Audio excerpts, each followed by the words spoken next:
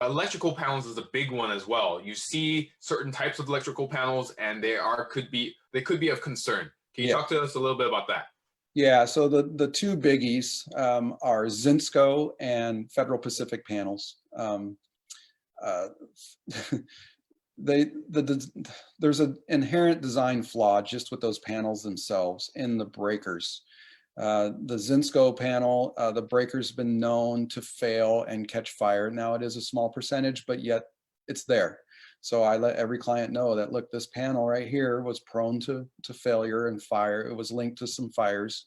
And I give them a link to look up themselves so that they can educate themselves on what's going on with those. And I advise them, you might want to consider upgrading this panel and just get that worry out of your mind for the future. Same thing with Federal Pacific. The way the breakers would attach, the attachment comes loose over time and they start arcing, and which can cause a fire.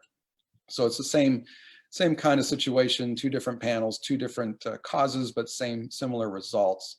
And I'm always alerting my clients if they've got those panels. And then also I tell them my personal experience. I see these day in and day out.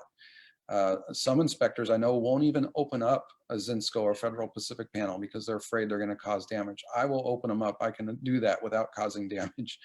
I've owned a Zinsco panel in a home, in an older home that I had built in the 50s, and with a newer HVAC system on it. And we quite literally, no joke, ran that air conditioning 24 hours a day, 7 days a week during the hot times of the summer in Ontario.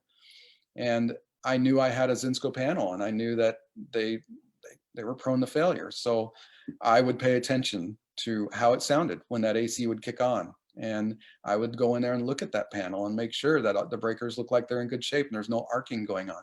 So when you have those panels, I let my clients know if it's something you're not planning on upgrading anytime soon, at least annually have an electrician take a look at this thing and see if there's any issues that are coming to light.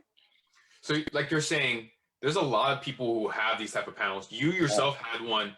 There is no issues, and yet at the same time, like there is an inherent flaw with that product, and so it's important to check on it at least a yearly basis, or that's my recommendation. Negotiate out of the contract or get that revised or repaired. Yeah, because typically it's about $3,000 to replace a panel. There's literally millions of these panels out there in service right now as we speak. Most of your older apartment buildings, every one of your apartment complexes has a Zinsco panel. Most of your homes built in the 50s and 60s have a Zinsco panel.